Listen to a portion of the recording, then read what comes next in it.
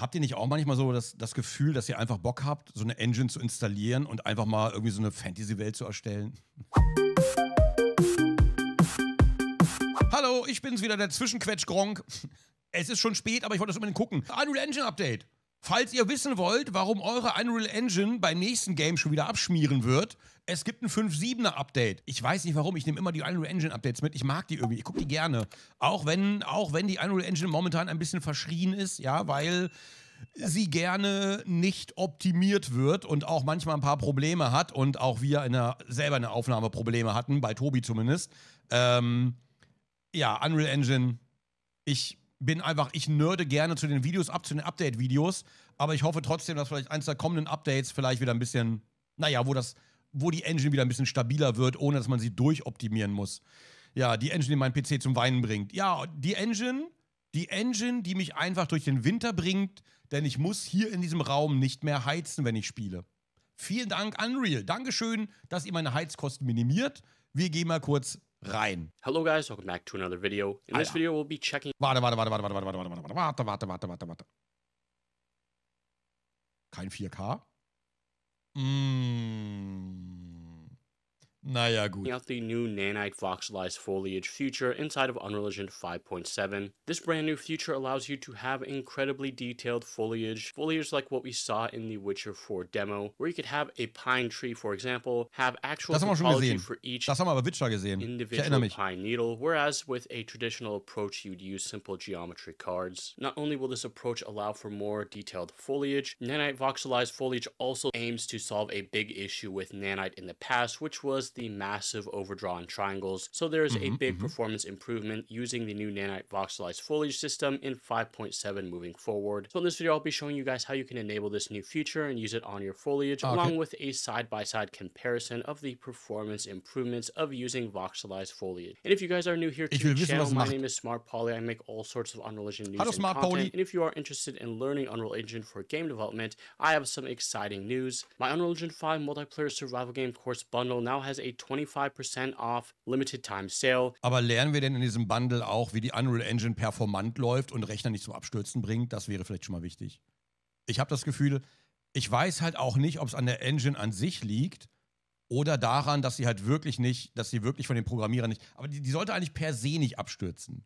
Von Haus aus sollte die eigentlich nicht abstürzen. Ich mache auch mal Untertitel an. Ja. To commemorate the launch of Unreal Engine 5.7, we're having a special 25% off discount. So use code UNREAL57 at checkout when you purchase the survival game course bundle. Get access to over 100 hours of learning content between both courses included in the single bundle, and kickstart your game development journey today. So check it out, link in the description below, or head over to my website smartpoly.teachable.com to learn more. And with all that out of the way, let's get right into the video. So first things first, to get started with Nanite Voxelize Foliage, you need to enable the feature. It's currently experimental, but you'll head over to your project settings and search for Nanite Foliage, and you can see we have it under here, experimental. You'll hit that little checkbox and restart your project. And also, if you want to mess around with the same assets that I'm using in this video, you want to head over to your plugins and enable this procedural vegetation editor, as it comes with some free Megascans tree assets that you can play around with. Now with those features enabled, we have in the scene over here some trees, and so this is a static mesh over here which has about 51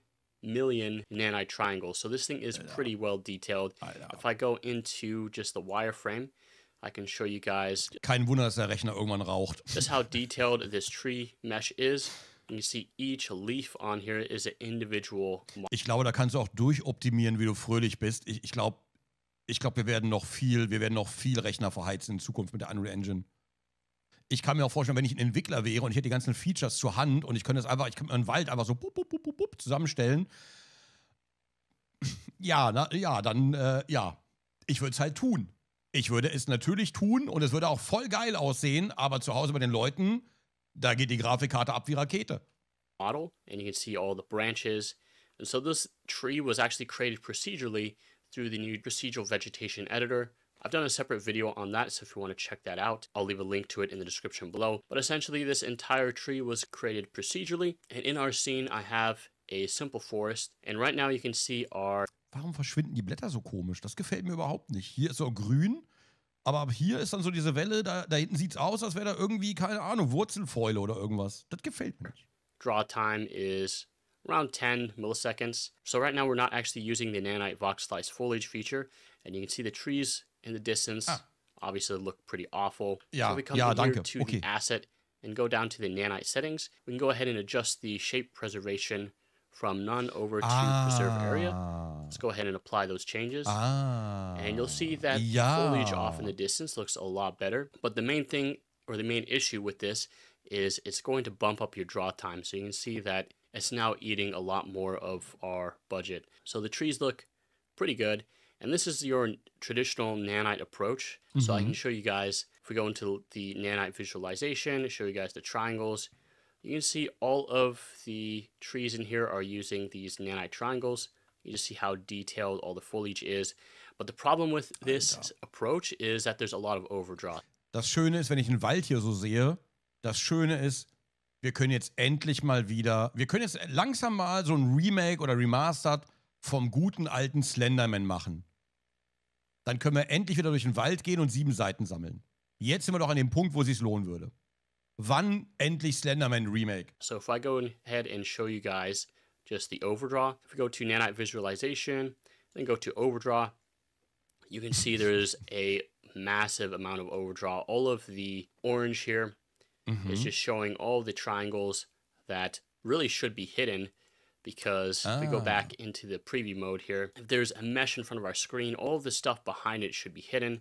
Ach so, alles was gelb ist oder weiß, sind Blätter, die halt nicht sichtbar sind, oder Bäume, die nicht sichtbar sind, oder Stellen einfach, die Blätter im Grunde genommen, die nicht sichtbar sind, aber trotzdem berechnet werden. Warum werden die berechnet? As you can see, that is not the case with these Nanite triangles. You can see there's just a massive amount of overdraw. So we're rendering all of this stuff that really should just be hidden. So this is with the preserve area. Now let's go ahead and switch to Voxelize. So let's go into here and switch this over to Voxelize, hit apply changes. Ja. And now if we head over here, you can see that there's smart. a big difference in overdraw.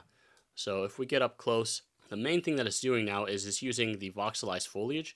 So let's go into just our regular default lit mode. The foliage off in the distance looks a lot better. You can see that the forest, it definitely preserves the tree shape a lot better. And you can see that we have all the real-time lighting, the lumen, global illumination. So I can change the direction of the lighting. All the trees are casting their own shadows. And it just looks a lot better in terms of shadow quality, foliage quality and everything. But also it improves the... Damit nochmal ein Skyrim Remake. Statt mit diesen verfluchten LODs. Oh, das wäre ein Traum. The overall performance by getting rid of that overdraw that we saw earlier. So if I go back into the Nanite visualization and go to the overdraw, and you can see that basically how it works is if I go into triangles, let me show you guys, if I zoom out, we can use the console command Nanite view mesh LOD bias offset. So right now it's set to 0, but if we set this up to something higher like 3, you can see that we have these voxels, which represent our foliage, instead of using Nanite triangles. So as you can see, the farther we get, we're using these voxels. If we get closer, the voxels start to get smaller and smaller, and then eventually it will transition into using triangles.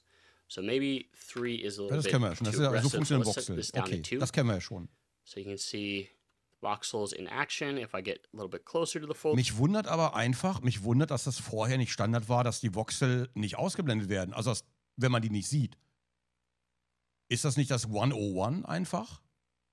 Bei Games, wenn du Sachen nicht siehst, werden sie nicht berechnet? Ist das nicht Standard eigentlich normalerweise? Warum ist das per Default nicht da? Das wundert mich gerade am meisten. It switches to triangles, and so this is supposed to give you a lot more detail and a lot better performance. So we saw in the Witcher 4 demo, they were using it with basically a pine tree that had all of the pine needles modeled with actual geometry. So insane gut aus, ne? These trees, these are actually Megascans trees, and these are also using a actual geometry mesh for each leaf, rather than just having, a traditional card approach. So we go into the wireframe. Yeah, as you can see, every single mesh here has its own geometry. So pretty detailed. And the neat thing about this is All these trees were actually procedurally made through the new vegetation editor, which is also an experimental feature in 5.7, but you can also have really detailed wind. So let me go ahead and actually turn off the console command, set this back down to 0. You'll see it gets rid of those voxels. So again, you can just see how detailed the foliage is. And let's go ahead and actually check out some of the wind. Okay, so here's a scene over here. Mein Problem ist immer, wenn ich Unreal Engine sehe, wenn ich diese ganzen Videos sehe, auch mit den Wäldern gerade, habt ihr nicht auch manchmal so das Gefühl, dass ihr einfach Bock habt, so eine Engine zu installieren und einfach mal irgendwie so eine Fantasy-Welt zu erstellen, in der man rumläuft? So sein eigenes Wäldchen auch nur. Es müssen ja nicht mal Häuser sein mit NPCs oder so, aber einfach nur das eigene Wäldchen, das man so erstellt, wo man drin rumläuft. Ein paar schöne Vogelgeräusche rein und dann let's go.